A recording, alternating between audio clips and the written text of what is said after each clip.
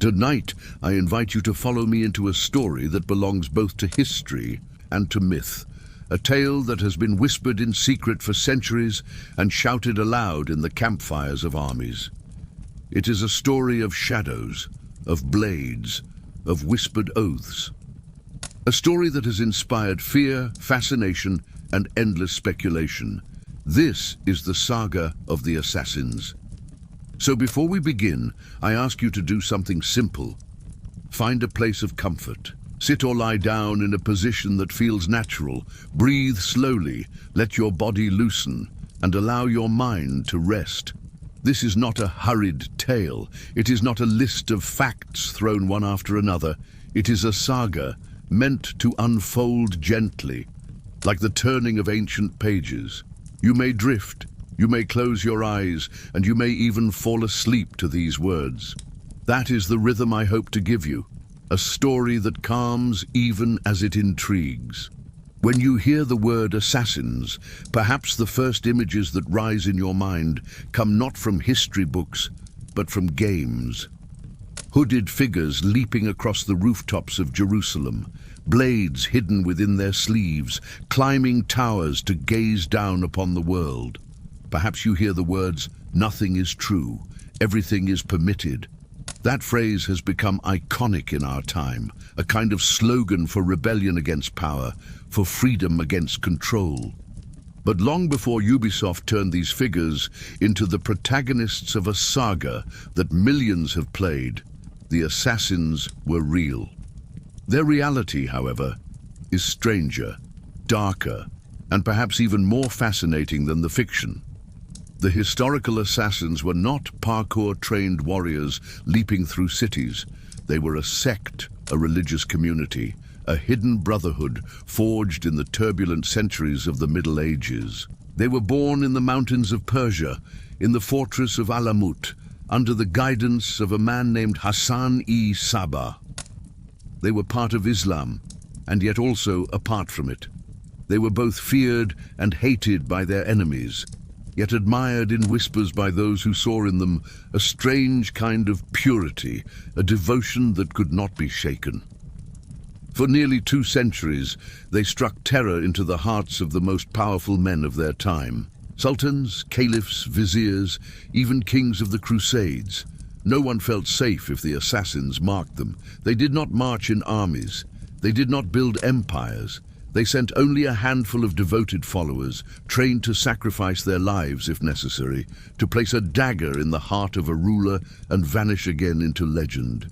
They fought not with nations, but with fear, and fear was a weapon more powerful than any sword.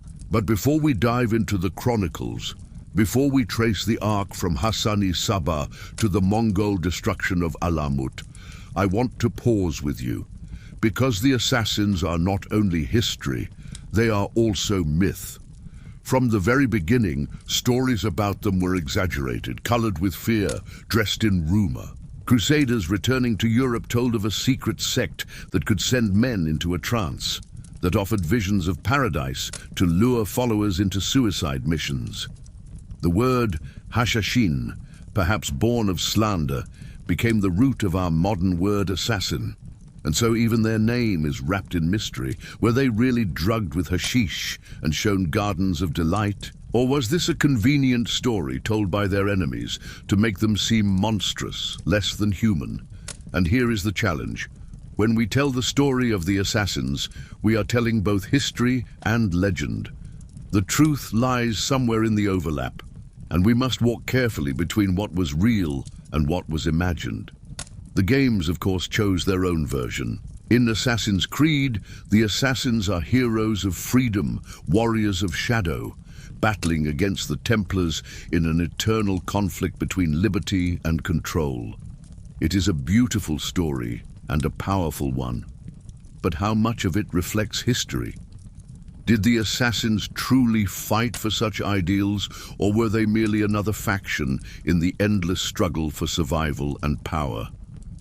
That is the question that guides our journey.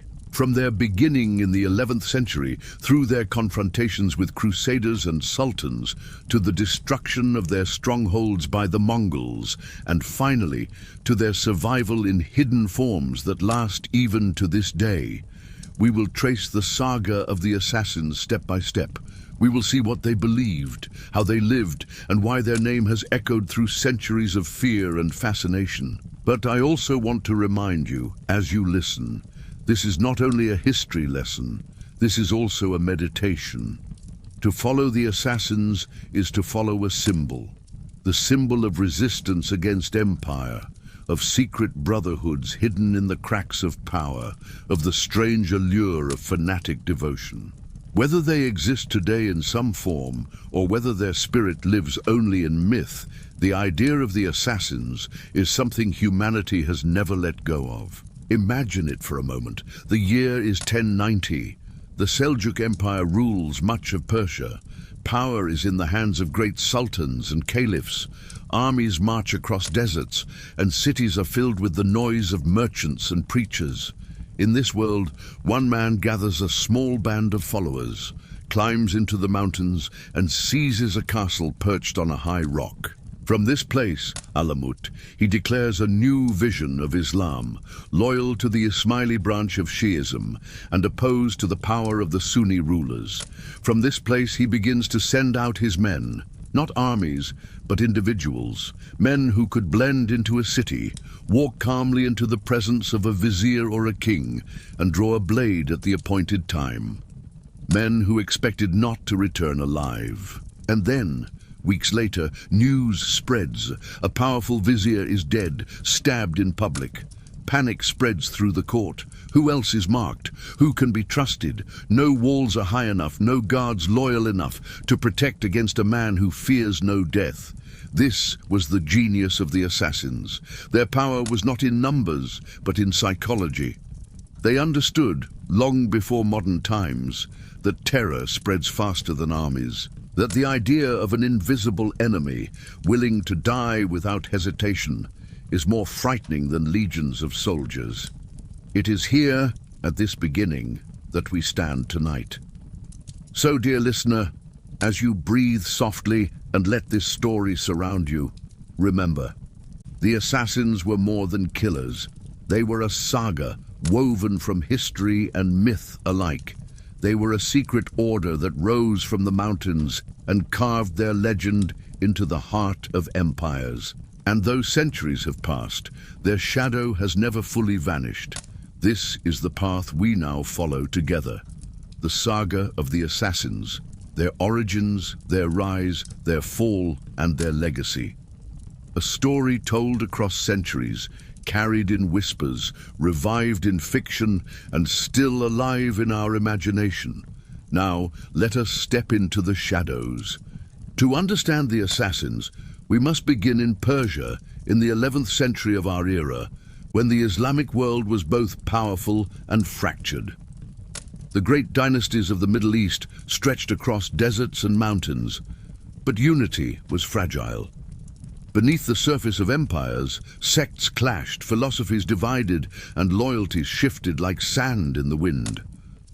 Out of this storm of politics and faith emerged one man whose name would echo through history, Hasan-i Sabbah. Hasan was born around the year 1050 in the city of Qom, or perhaps Ray, in Persia, though records are uncertain. From an early age, he was known as a man of intelligence and determination. He was drawn to religion, to philosophy, and to the question of truth. The Islam of his time was not one unified faith, but a spectrum of interpretations. Sunni and Shia branches had long been divided, and within Shia Islam itself there were further schisms. Hasan was drawn to the Ismaili branch, a group that emphasized hidden knowledge, allegory, and the guidance of a living imam. The Ismailis were already considered dangerous by the Sunni majority. They spoke of meanings beneath the surface of the Quran, of truths accessible only to the initiated. For Orthodox rulers, this was heresy. But for Hasan, it was revelation. He converted as a young man and soon rose to prominence within the Ismaili mission, known as the Dawa, the call to faith. Legend says that Hassan traveled as far as Cairo, then under the rule of the Fatimid Caliphate, where he studied at the Great House of Knowledge. There, he is said to have engaged in debates and forged connections with the Ismaili leadership. Some stories even place him in rivalry with the powerful vizier Nizam al-Mulk, though history blurs fact and fiction. What is clear is that Hassan was ambitious, uncompromising, and utterly devoted to the cause of the Ismaili faith. But Hassan was not only a preacher, he was also a strategist. He looked at the Islamic world and saw that armies and empires rose and fell, but an idea rooted in secrecy and loyalty could endure. He envisioned not an empire of land, but an empire of belief, not a dynasty of kings, but a brotherhood of shadows. His great opportunity came in the mountains of northern Persia. There stood a fortress called Alamut, perched high upon a rock in the Elburz range, overlooking narrow valleys. Alamut was nearly impregnable, surrounded by cliffs, accessible only by winding paths. To control Alamut was to command not only a fortress, but a symbol, a place where a new order could be born. Through cunning, patience, and negotiation, Hassan gained Alamut in the year 1090. Some accounts say he infiltrated the fortress in disguise, winning over the garrison until the stronghold fell into his hands without bloodshed. Others suggest it was bought through deception. However it happened, Alamut became his seat of power, the heart of the assassin order. From Alamut, Hassan began to build his vision. He trained missionaries to spread the Ismaili faith, to recruit followers not with promises of wealth or conquest, but with devotion to the Imam and to the cause. Those who joined were bound by oaths of loyalty, secrecy, and obedience. They lived within the fortress under strict discipline, devoted to study, ritual, and the word of Hassan. It was here that the Order of the Assassins was truly born. Though they did not yet bear that name in the way we use it today, their reputation began to spread. Hassan realized that his small community could never match the armies of the Seljuk sultans or the Abbasid caliphs. To fight directly would mean annihilation. Instead, he turned to a different weapon, targeted assassination. By sending a handful of devoted followers to strike down key figures, viziers, generals, rulers, Hassan could shake entire empires. Fear spread faster than soldiers, and a single dagger placed at the right moment could accomplish more than 1,000 swords. It was during these early years that the legends began. Hassan's followers, called fida'is, or those who sacrifice, became the instruments of his strategy. They were trained not to flee after an attack, but to accept death calmly. They carried out their missions in public, often in the open, to maximize terror. They could strike in a mosque, in a palace, in the heart of a guarded camp. No ruler could feel safe, no wall could guarantee protection. The name Hashashin, from which our word assassin comes, was whispered by their enemies. Some said it referred to the use of hashish, claiming Hassan's men were drugged and shown false paradises to inspire their obedience. Others argue the word was a slur, meant to brand them as outcasts and criminals. The truth is uncertain. The Gardens of Delight, where initiates supposedly tasted heaven before being sent to die, may have been invention, propaganda, or exaggeration. Yet the myth was powerful. It painted the assassins as both fanatics and visionaries, bound by faith stronger than life itself. Meanwhile, Alamut grew into more than a fortress. It became a center of learning. Chroniclers speak of libraries filled with manuscripts, of scholars debating philosophy and theology within its walls. Hassan himself was said to live with extreme austerity, enforcing discipline on his followers, punishing those who strayed, demanding loyalty above all. The community that formed there was not only political, but spiritual, a society within a society, bound by secrecy and devotion. From these beginnings, the assassins entered the wider stage of history, Their first great victim was Nizam al-Mulk, the vizier of the Seljuk Empire, slain in 1092 by a man said to be one of Hassan's devotees. Whether by coincidence or design, the Seljuk Sultan himself died soon after, throwing the empire into turmoil. The assassins had struck once, and already their reputation was established. They were no longer merely a sect in the mountains. They were a force, feared and whispered of from Persia to Baghdad, and soon to Syria and beyond. But it is important, dear listener, as you hear these tales, to hold both truths in your mind, the history and the legend. The history tells us of a small Ismaili sect, disciplined, determined, surviving against greater powers through cunning and strategy. The legend tells us of drugged fanatics, of gardens of paradise, of an order of killers who feared nothing. Both are true in their own way, not because the myths were factual, but because they reveal how the world saw the assassins and how the assassins wished to be seen. And so, in the high valleys of Persia, a new chapter of history began. Hasan-i Sabbah, the old man of the mountain, had built his fortress, forged his order, and unleashed a new kind of warfare. In the centuries to come, his followers would cross deserts and cities, strike kings and crusaders, and leave behind a legacy that would outlive their castles. This was the origin. A small sect, a mountain fortress, a man of iron will. From these beginnings, a legend spread that even today lives in our language. When we say the word assassin, we are echoing the shadows of Alamut. To truly understand the assassins, we must look not only at their fortress and their daggers, but at the world of belief and power in which they lived. For the assassins were never just killers. They were believers. They were warriors of faith. And every blade they drew was sharpened not only by strategy, but by conviction. The Islam of the 11th and 12th centuries was a house divided. The great Abbasid Caliphate in Baghdad still claimed the mantle of leadership, but its power had long been overshadowed by the Seljuk Turks, whose sultans ruled in practice. Yet even within Islam itself, there were fractures that cut deep into the soul of the faith.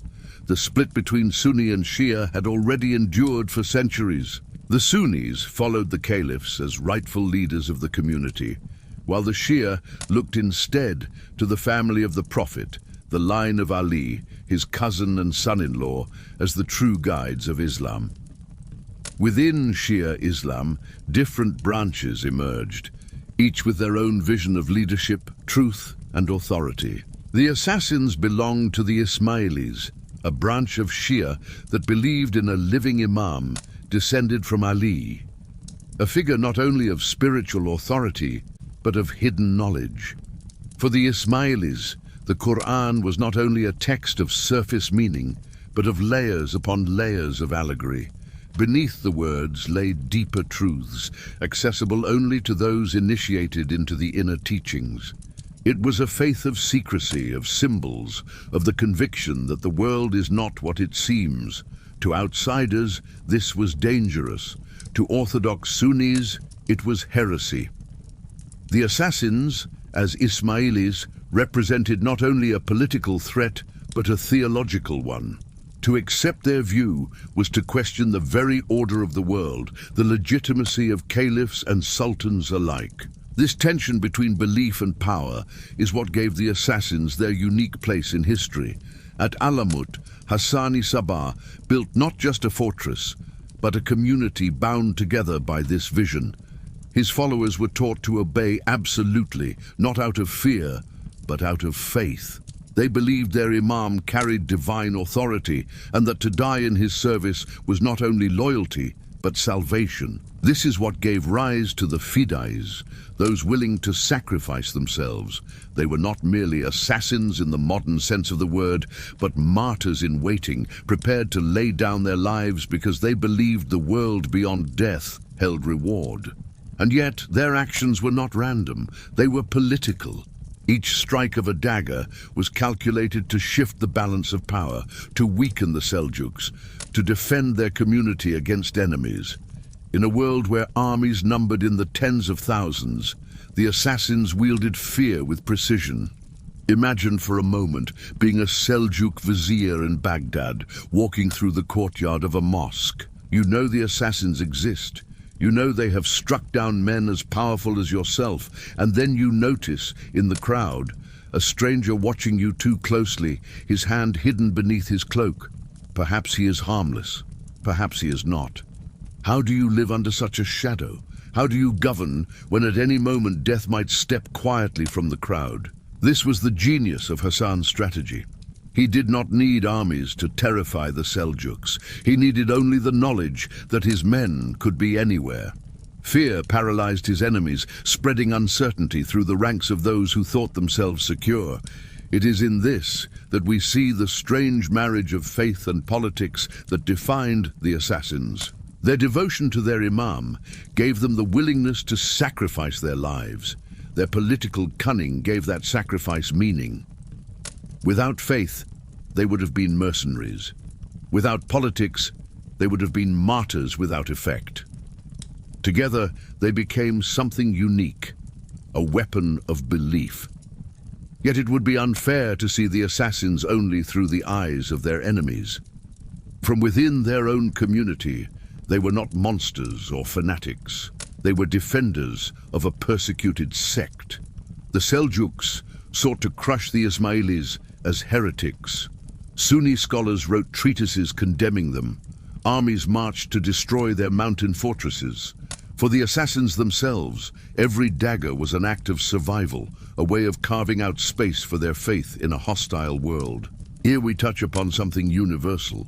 Every empire writes its enemies as villains. Every dominant faith paints rival sects as heresy. And yet, beneath these condemnations, there is often another story. That of communities struggling to survive, of ideas suppressed by force. The assassins were killers, yes, but they were also the voice of a minority resisting annihilation in the only way they could. Their politics were ruthless, but their faith was sincere.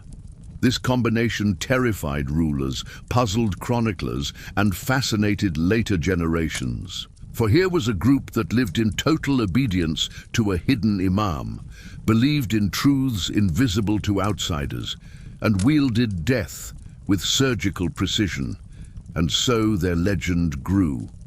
The name of Hasan-i Sabbah spread beyond Persia. In Europe, rumors of the assassins reached the ears of Crusaders, who would soon encounter them firsthand. Stories twisted, exaggerated, embroidered with imagination. But the core truth remained. There existed in the mountains of Persia a brotherhood unlike any other, who lived by faith, struck by fear, and bound themselves to politics with blood. This was the paradox of the assassins. They were at once spiritual and political, fanatical and rational, idealists and pragmatists. They embodied the truth that faith and politics can never be cleanly separated, that belief can shape power as much as armies do. And as the decades passed, their reach expanded. From Persia, their influence stretched into Syria, where another branch of the order would emerge, commanding castles and striking fear into crusaders and caliphs alike. The saga was only beginning. To understand the assassins not as myth, but as living people, we must step inside their world.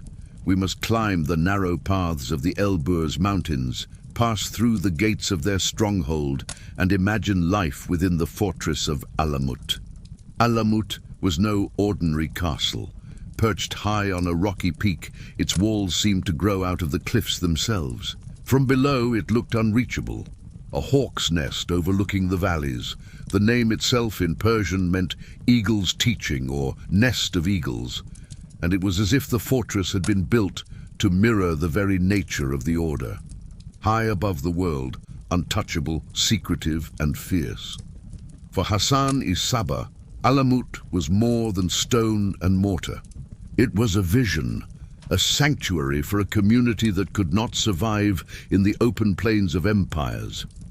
Behind its walls, Hasan built not only a defense against armies, but a society shaped by discipline, faith, and secrecy. Life in Alamut was strict.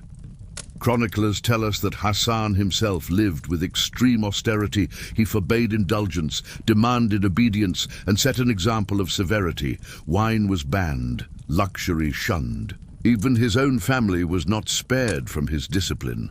One story claims that when his son was accused of breaking the rules, Hasan ordered his execution, proving that no one, not even blood, was above the code of Alamut. Whether this tale is truth or legend, it captures the image of Hasan as a leader of uncompromising will, shaping a brotherhood that valued loyalty above life itself. Within the fortress, education was central. Libraries were said to hold manuscripts on philosophy, theology, and science. Scholars and missionaries debated meanings, studied texts, and prepared to carry the Ismaili message into the wider world. It was not merely a fortress of war, it was a school, a monastery, and a nerve center of a hidden faith. And yet, for all its austerity, Alamut also became the source of one of the most enduring myths of the assassins, the fabled Gardens of Paradise. According to legend, deep within Alamut lay a secret garden filled with flowing rivers, fruit trees, pavilions, and maidens. Here, young initiates were said to be drugged with hashish, lulled into visions of paradise, and then awakened to believe they had glimpsed the rewards awaiting them if they obeyed and died in service. Thus, when Hasan commanded them to sacrifice their lives, they did so willingly, convinced that death was only the gateway back to paradise. It is from this tale, we are told, that the word Hashashin, the root of our word assassin, emerged. But was it true? Historians debate. Some suggest the story was invented by enemies of the assassins, particularly Crusaders and hostile chroniclers, who sought to paint them as drugged fanatics rather than disciplined believers. Others argue that there may have been some ritual of initiation, some practice of altered states exaggerated into legend. The truth is uncertain. What matters is not whether the gardens existed, but how the story spread. For the image of young men shown paradise and then sent to kill became one of the most powerful and enduring myths of the Middle Ages. In reality, the devotion of the fida'is, the self-sacrificing devotees, likely required no drugs. Their loyalty to Hasan and their faith in the Ismaili Imam were enough to bind them. They were taught to see their lives as instruments of a higher cause, and death in service as not an end, but a fulfillment. This inner conviction, rather than narcotics or illusions, explains their fearlessness far better. Still, the myth persisted, because it made the assassin seem otherworldly beyond reason, terrifying to their enemies. A ruler could understand a mercenary who fought for gold, or a soldier who fought for land, but how to comprehend a man who walked calmly into death with a smile, believing he was on his way to paradise? Against such devotion, walls and armies seemed powerless. Life in Alamut revolved around this tension between reality and legend.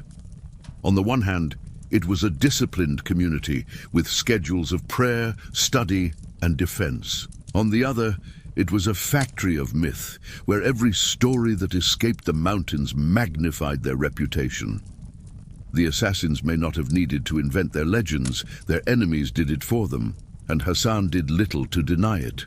Fear was a weapon, and myth sharpened the blade.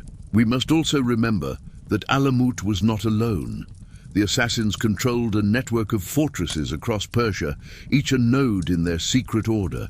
Alamut was the heart, but around it pulsed smaller strongholds, each garrisoned with loyal followers, each ready to resist siege. Together they formed a web across the mountains, a hidden kingdom without borders, bound by belief rather than territory.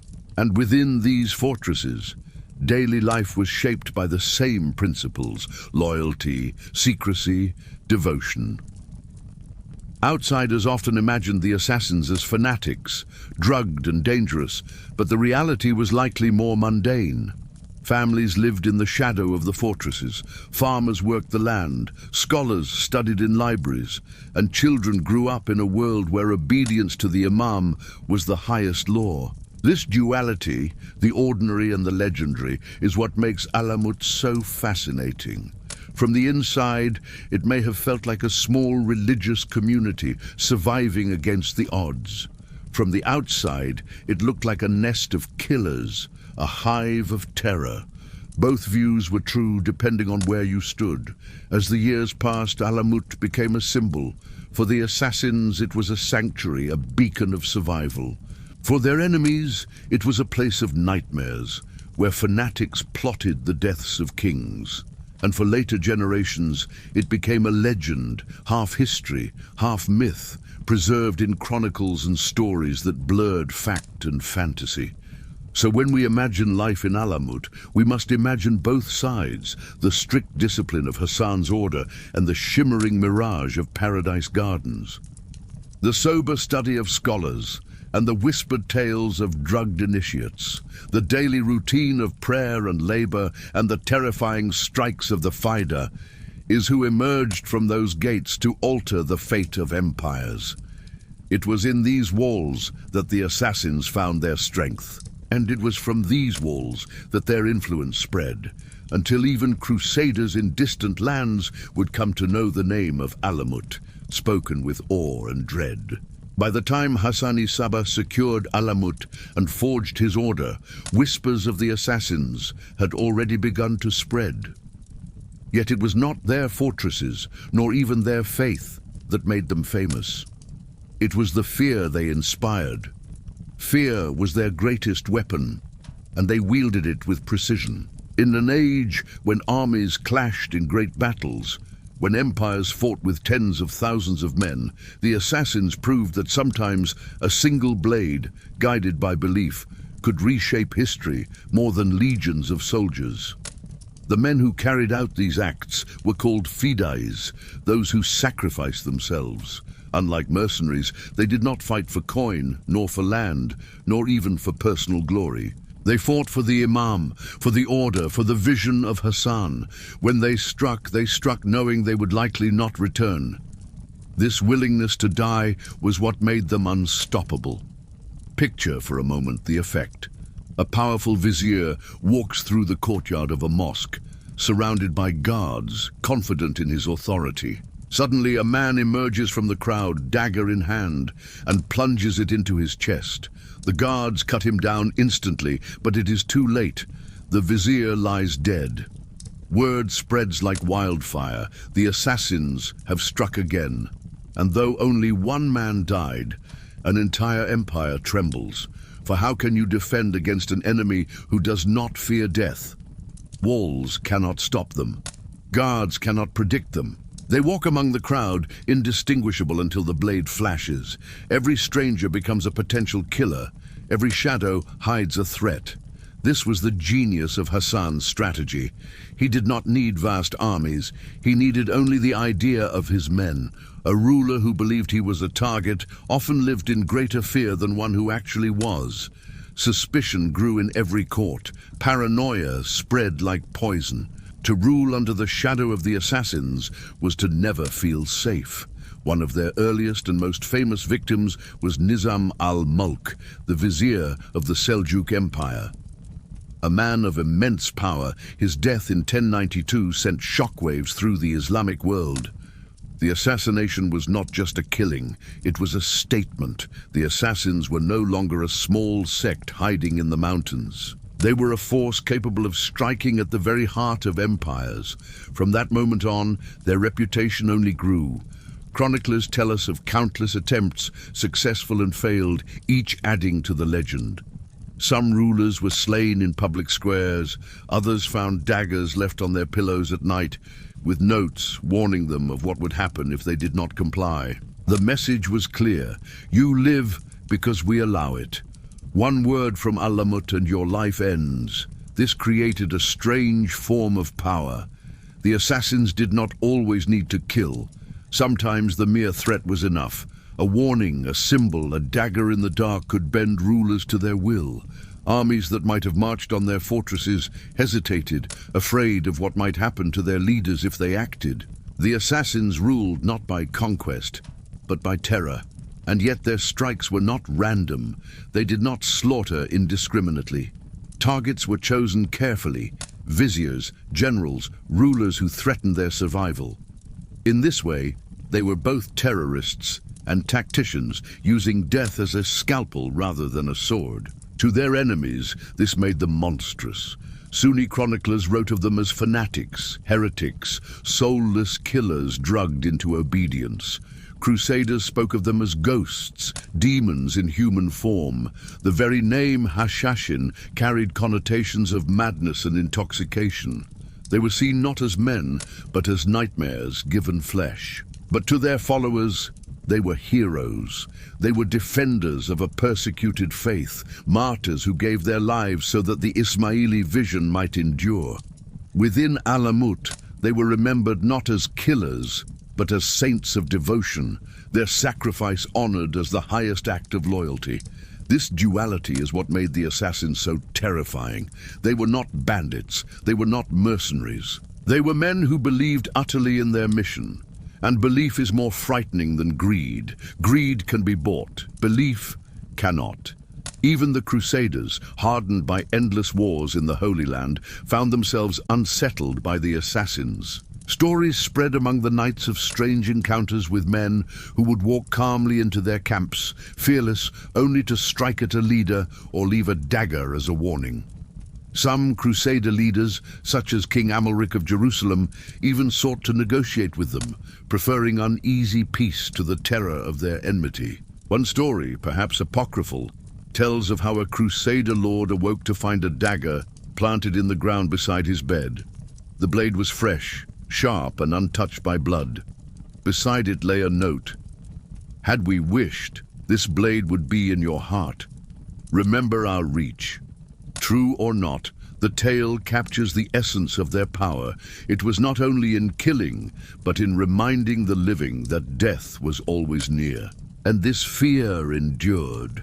Chroniclers of the time speak of rulers who dared not eat food without a taster, who avoided public ceremonies, who lived in constant suspicion. The assassins had succeeded not only in killing their enemies, but in haunting the minds of the survivors. It is here that we glimpse the psychological genius of Hasan-i Sabbah. He knew that true power does not always come from armies or wealth, but from fear itself. The assassins were few in number, but they seemed countless in the imagination of their enemies. Every stranger might be a fida'is. Every servant might hide a dagger. And so, the assassins became not only a sect, but a legend. Their reputation spread far beyond Persia, into Syria, into the courts of crusaders and caliphs, into the chronicles of Europe. They became the embodiment of the unseen killer, the invisible hand that could topple kings. This was the fear they inspired, a fear that made empires tremble, a fear that survived even after their fortresses fell, a fear that echoes even now in our very language. For when we say the word assassin today, we are still speaking of them, still carrying the shadow of Alamut into our own time. By the time the assassins had established themselves in Persia, the winds of history carried a new storm into the Middle East. From the far-off lands of Europe came the Crusaders, knights and kings who had crossed seas and deserts to seize the holy city of Jerusalem. Their arrival brought not only war, but also stories, new legends, new encounters, and new misunderstandings. And among those stories, none fascinated them more than the assassins. The Crusaders had never seen anything quite like this brotherhood. In their own lands, enemies were armies, banners, and castles. You fought them on the battlefield. You sieged their walls, you marched against them with swords raised. But the assassins fought differently. They fought in whispers and shadows with single daggers instead of battalions. To the knights of Christendom, who lived by the ideals of chivalry and open combat, this was both alien and terrifying. The assassins had extended their influence into Syria, where they captured a series of mountain fortresses similar to Alamut. Chief among them was Masyaf, a stronghold that would later gain legendary fame. From these Syrian castles, they watched the Crusader states and the Muslim rulers alike, striking when necessary, offering alliances when useful, always balancing survival with cunning. It was here in Syria that the Crusaders first encountered them directly. They soon realized that the assassins were not merely local bandits or rebels. They were an organized order, with their own laws, their own faith, and their own terrifying reputation. One Crusader chronicler, William of Tyre, wrote of them in awe, describing their fearlessness and their strange devotion to their leader, whom he called the Old Man of the Mountain. It was William's words that carried the legend of the assassins back to Europe, where they became a subject of fascination in courts and monasteries. To Europeans, they seemed both monstrous and exotic. A sect of fanatics who lived only to kill, bound by mystical rituals beyond comprehension. And yet, relations between Crusaders and assassins were not always hostile. In the chaos of the Holy Land, alliances shifted like desert sands. At times, the assassins found common cause with Crusader lords, united against mutual enemies. At other times, they struck at Crusader leaders when it suited their survival. They were, above all, pragmatic, willing to use both dagger and diplomacy. One of the most famous episodes occurred during the rise of Saladin, the great Muslim leader who united much of the Middle East and fought against the Crusaders. Saladin was a powerful enemy of the assassins, for he sought to suppress their independence and bring their fortresses under his control. Twice, they are said to have attempted to assassinate him. On one occasion, as Saladin camped during a siege, assassins slipped into his tent at night, leaving him shaken though unharmed. Whether the stories are entirely true or exaggerated, they show the reach of the assassins and the fear they inspired, even in men as formidable as Saladin. For the Crusaders, who often faced Saladin in battle, these tales added to the mystery. Who were these shadowy figures who could strike even at the greatest Muslim general? Were they enemies of Christendom or potential allies against the common foe? The lines blurred, and the assassins played this ambiguity to their advantage. The most curious relationship of all was with the Knights Templar, those warriors of Christendom who themselves were wrapped in mystery and legend. Some sources claim that at times the assassins paid tribute to the Templars, buying peace with gold to secure their survival. Other stories suggest secret understandings, truces forged in the shadows, even admiration between the two orders. It is easy to see why later imagination, especially in modern fiction and games, paired the assassins and Templars as eternal enemies. Both were secretive brotherhoods, both inspired fear and awe, both were accused of heresies, of hidden rites, of loyalty beyond kings. In truth, their relationship was likely one of pragmatic politics rather than eternal struggle, but the symbolism was too powerful to resist. In the eyes of history and myth alike, the assassins and Templars became twin shadows, mirrors of secrecy facing one another across the Holy Land. To the Crusaders themselves, the assassins became a kind of legend within a legend. They returned to Europe, not only with tales of battles and holy relics, but with stories of these mysterious killers who lived in mountain fortresses, who obeyed their master unto death, who might appear in any crowd with a dagger hidden in their robes. These stories spread far and wide. In castles across France, in monasteries of England, in the courts of kings, people whispered of the sect of the assassins. They became a symbol of the exotic East, of strange and terrifying devotion, of secret orders that lay beyond the imagination of ordinary men. And the myths grew. The Old Man of the Mountain became a figure of fascination in Europe, described as a ruler who commanded absolute loyalty, who could summon death with a single word, whose followers leapt to their deaths at his command without hesitation. Marco Polo, centuries later, would repeat tales of the assassins' gardens of paradise, further embedding the myth in Western imagination. Whether these stories were true or not mattered little. They had become part of Europe's tapestry of wonder and fear. For the assassins themselves, this reputation was a shield as much as a weapon. To be feared was to be respected, and to be respected was to survive. In the land torn between Crusader states and Muslim dynasties, survival was everything. The assassins learned to walk the fine line between friend and foe, ally and enemy, dagger and diplomacy. And so, the clash with the Crusaders was not a single battle, not a war that could be marked on a map, but a long dance of fear, negotiation, and legend. Sometimes they fought, sometimes they bargained, sometimes they simply allowed the myths to do their work. This was the gift of the assassins, to turn fear into power, myth into survival. They did not need to fight every battle. Sometimes it was enough for a Crusader lord to lie awake at night, wondering if the next stranger he met in a marketplace would be the last face he ever saw. In this way, the assassins entered not only the history of the Crusades, but the imagination of Europe itself. And once a story enters imagination, it never truly leaves. Every legend carries within it a moment of ruin, a chapter when the walls that once seemed unshakable begin to crack. For the assassins, that moment came in the 13th century, when the winds of history brought with them the most unstoppable force of the medieval world, the Mongols. For nearly 2 centuries, Alamut had stood as the heart of the assassin order.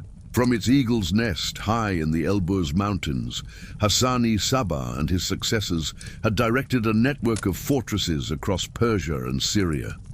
They had survived Seljuk sultans, Crusader kings, and even the great Saladin. Their daggers had struck fear into viziers and caliphs. Their reputation had grown into myth.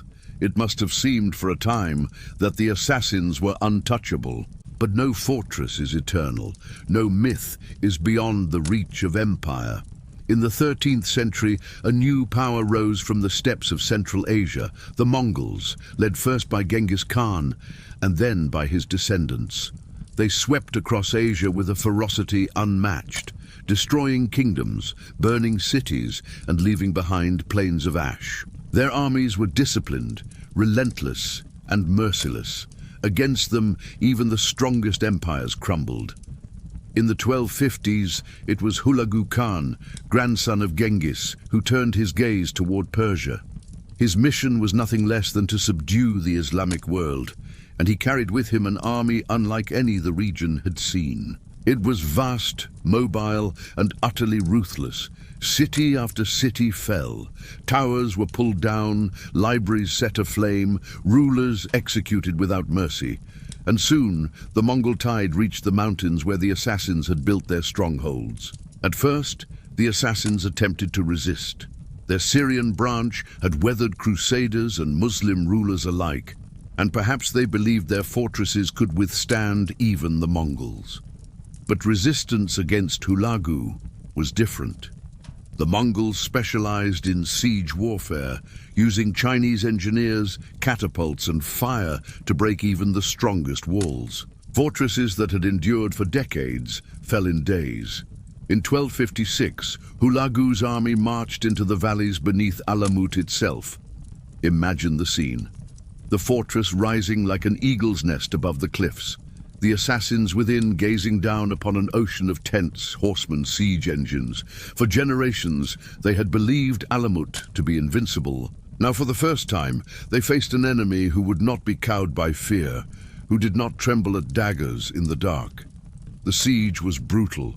Some accounts say it lasted only a few months.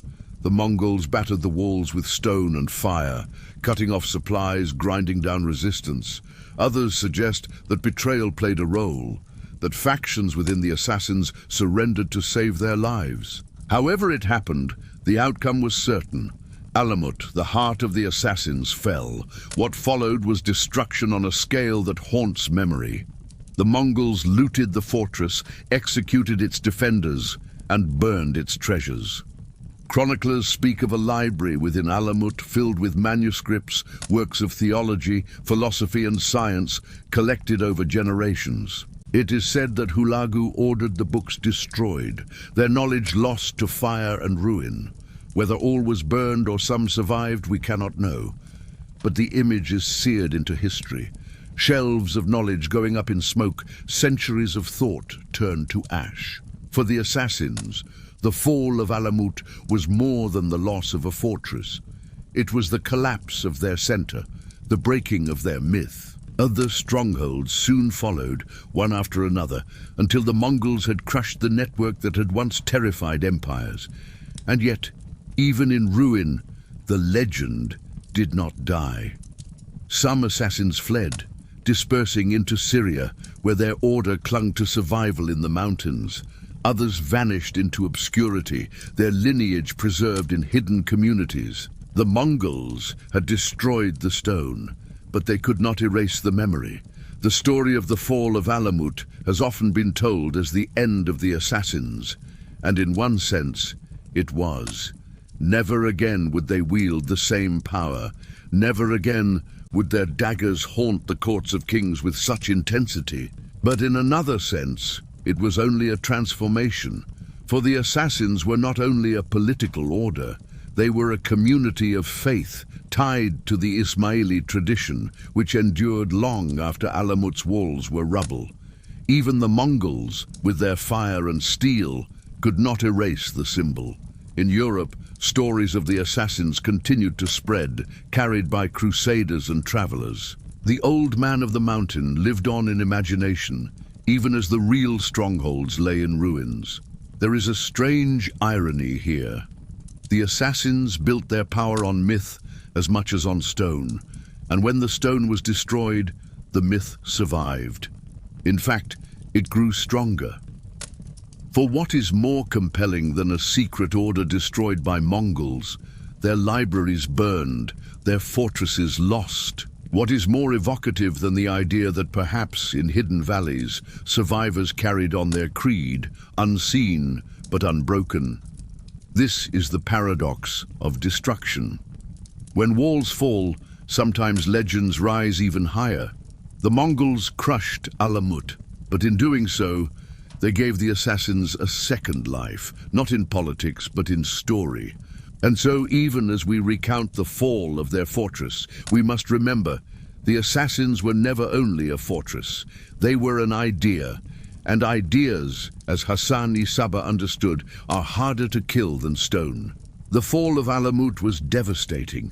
The walls that had once seemed eternal lay in ruin, its treasures scattered or burned, its defenders slain. To many chroniclers, this was the end of the assassins. Hulagu Khan had broken their power, reduced their fortresses to rubble and silenced their daggers. But history is rarely so simple. Stones may fall, but ideas endure. Though Alamut was gone, the order of the assassins did not vanish overnight. In Syria, their branch still held strongholds, most famously at Masyaf, the castle that had become nearly as legendary as Alamut itself. Here, the assassins continued their existence, navigating the shifting tides of Crusaders, Muslim rulers, and Mongol pressure. They no longer commanded the same dread as before, but they remained a force woven into the fabric of the region. Even in Persia, the destruction was not absolute. Survivors scattered, blending into villages and communities, carrying with them the traditions of their Ismaili faith. The Ismailis, after all, were not only the assassins. They were a broader branch of Shia Islam, bound to the line of the Imams, enduring through persecution and exile. The assassins were their militant edge, their shield in a hostile world. When that edge was blunted, the faith continued, quietly, patiently, waiting for safer days. And those days did come. Though crushed politically, the Ismailis adapted. In later centuries, they reorganized under new leaders, following the line of imams into the modern age.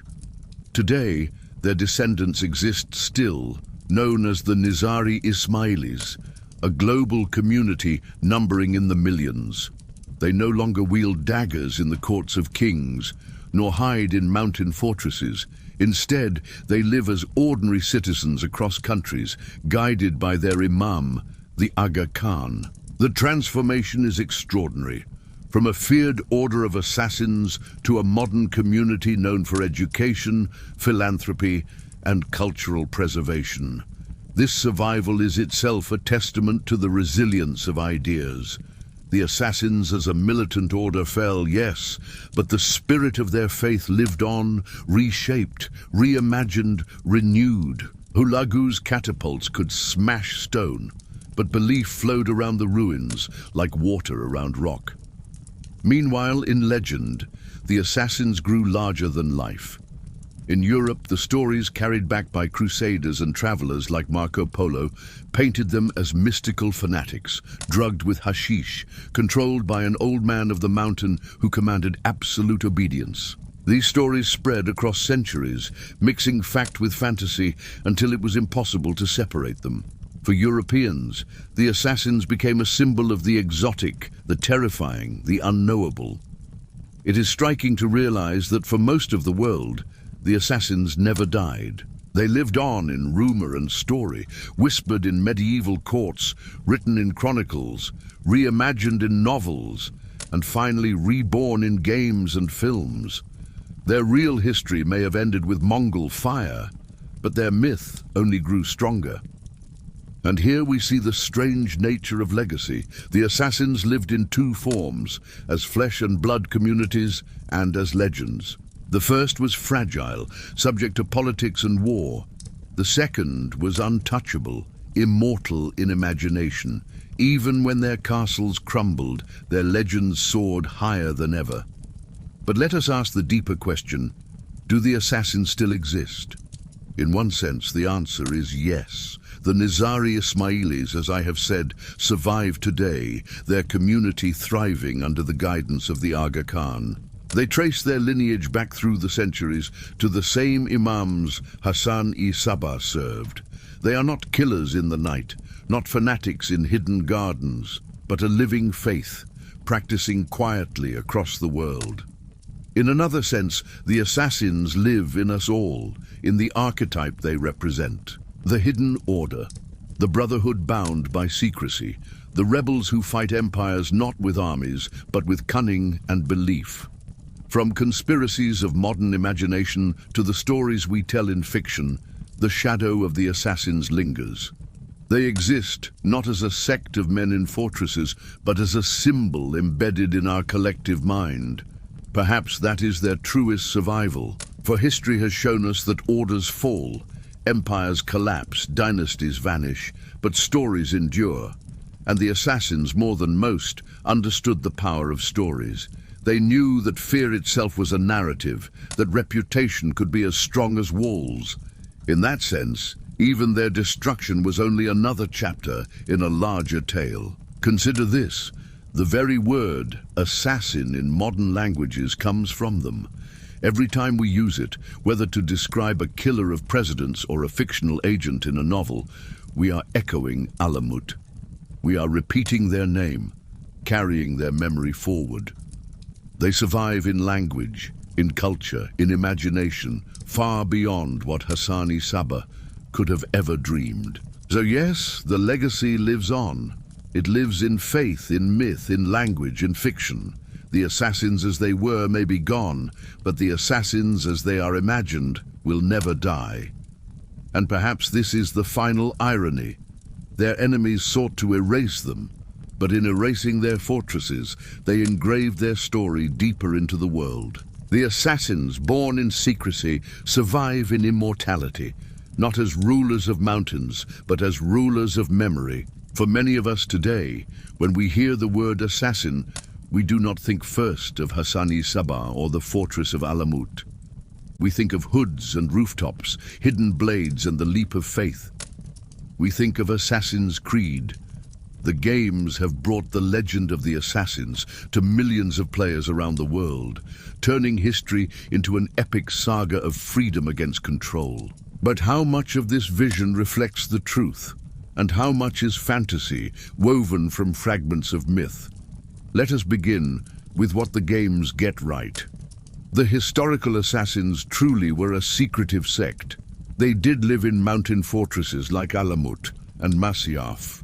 They did send out devoted followers, the fida'is, to carry out targeted assassinations against rulers, viziers, and generals. They were feared across the Islamic world and by the Crusaders who encountered them. The chroniclers of Europe did speak of the Old Man of the Mountain, a mysterious figure who commanded obedience with absolute authority. In this sense, the heart of the story is accurate. A hidden brotherhood striking from the shadows, loyal unto death, that much is rooted in history. The games also capture the sense of myth that surrounded the assassins. The idea that they were more than soldiers, that they fought for ideals greater than themselves, resonates with how their enemies described them. To Sunni chroniclers, they were fanatics.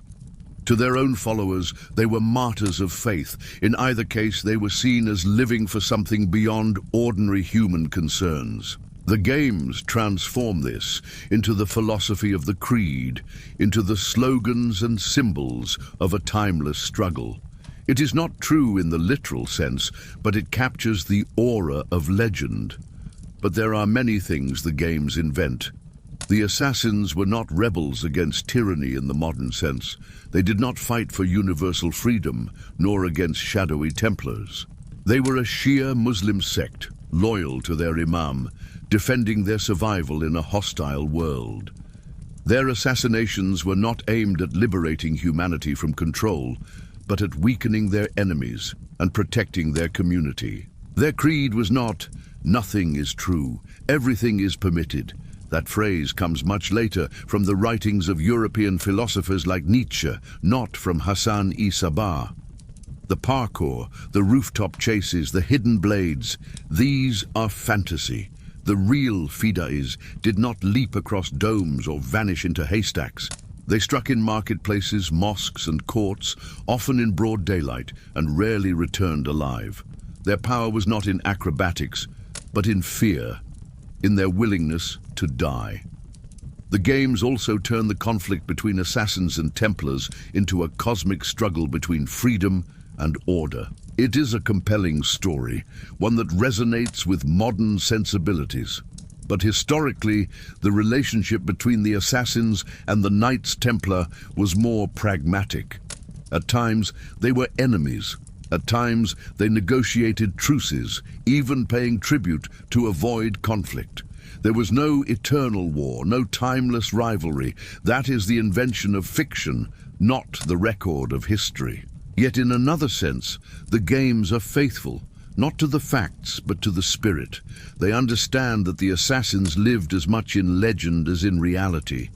They take the fragments of myth, gardens of paradise, fearless devotees, secret orders, and weave them into a saga that feels true even when it is not. In this way, they are not so different from the medieval chroniclers who embroidered stories of the assassins to make sense of them. Both the games and the chronicles create a mirror of their own age, projecting fears and ideals onto the shadowy sect. And perhaps this is the real point. The assassins have always been more than history. They are archetype. To their enemies, they were the archetype of fanatic terror. To their followers, they were the archetype of devotion and martyrdom. To us today, they have become the archetype of resistance against power, of secret brotherhoods standing in the shadows of empires. Each age remakes them in its own image. So when you play Assassin's Creed, leaping across the rooftops of Jerusalem or Florence, you are not learning history in the strict sense. You are participating in the ongoing myth of the assassins. You are stepping into the shadow where fact and fantasy blur, where daggers and ideas intertwine. The games are not a lie. They are a continuation of the story, another layer added to the legend, another way the assassins live on. It is striking to realize that this is what Hasan-i Sabbah himself understood. He knew that power was not only in armies, but in imagination. Fear was a story told in whispers, stronger than steel. And in this sense, the games honor him. for they keep alive the idea he nurtured that a brotherhood of shadows could outlast empires. So, Assassin's Creed versus reality. The reality is darker, smaller, more human, a persecuted sect defending itself with daggers and faith. The creed is grander, brighter, more universal, a fight for freedom against control. Both are untrue, and both are true, each in their own way. Together they remind us that the line between history and myth is as thin as a blade, and in that thinness, the assassins survive. Every saga must end, and yet some stories refuse to close. They linger like shadows on the edges of memory, like whispers that return in the silence of night. The story of the assassins is one such tale. Their fortresses fell, their leaders were slain, their libraries turned to ash, and yet centuries later, we are still speaking their name. We are still asking questions. We are still haunted by secrets that refuse to fade. The first and simplest question is this: did the assassins truly end? History tells us that the Mongols crushed Alamut in 1256, that their Syrian castles were gradually dismantled, that their political power faded into obscurity. But history also tells us that survivors scattered, that the Ismaili faith endured, that the line of their imams continued unbroken. Today, millions of Nizari Ismailis still follow the guidance of the Aga Khan, a direct descendant of the same lineage Hasan-i Sabbah once served. The assassins, in their militant form, ended, but in another sense, they live on, transformed, hidden in plain sight. The second question is darker. What knowledge was lost in the fall of Alamut? Chroniclers speak of vast libraries within the fortress, shelves of manuscripts on philosophy, theology, mathematics, perhaps even sciences unknown to us today. When Hulagu's fires consumed those texts, what vanished from the human story? Did Alamut hold secrets that might have changed the course of history, insights erased before they could spread? Or are we merely projecting our longing for lost wisdom, imagining treasures where there may have been only the ordinary works of a persecuted sect? We cannot know. And it is in this uncertainty that the power of the question lies. Then there is the third mystery, the Gardens of Paradise. Were they real? Were young initiates truly drugged and shown visions of heaven before being sent to kill? Or was it all propaganda, a tale spun by crusaders and hostile chroniclers to make sense of the fear the assassins inspired? Perhaps there were rituals of initiation, perhaps symbolic gardens, perhaps nothing at all. The truth may be gone forever, yet the image remains so vivid, so haunting, that it still colors how we imagine the assassins today. And finally, there is the greatest question of all. Why do we still care? Centuries have passed. The assassins have no armies, no fortresses, no daggers poised at the throats of kings. And yet they live on in novels, in films, in games. They live on in our language every time the word assassin is spoken. They live on in our imagination as the archetype of the hidden order, the brotherhood in the shadows. Why? The answer, perhaps, lies not in them, but in us. We long for secret orders because they give shape to our anxieties. They remind us that power is not always visible, that beneath the surface of history lies another layer, a hidden current directing the flow. The assassins embody this fear and this fascination. They show us a world where belief is stronger than armies, where ideas move faster than legions, where the invisible shapes the visible. They also speak to our yearning for meaning. To believe in the assassins is to believe that there is more to history than chaos, that behind the noise of battles and treaties lies a pattern, a secret struggle, a war of shadows. It comforts us even as it unsettles us. And so the assassins remain, not as men in mountain fortresses, but as symbols carved into our collective mind. They are the unseen blade, the whisper of resistance, the dream of hidden truths. They are as much a myth as they ever were, and perhaps that is their truest form. When we close the book on their story, we do not close it completely. We leave it ajar, for myths have no endings. The assassins, like all great sagas, live in the tension between fact and fantasy, history and imagination. They are gone, and they are not gone. They are dead, and they are immortal. They are past, and they are present. So, dear listener, as you let this story settle into you, as you drift into thought or into sleep, remember, some secrets do not fade. They wait, patient as shadows until we look for them again. And when we do, the assassins return, not with daggers in the night, but with whispers in our imagination. The walls of Alamut have long since crumbled, but in the mountains of memory, the fortress still stands. Good night.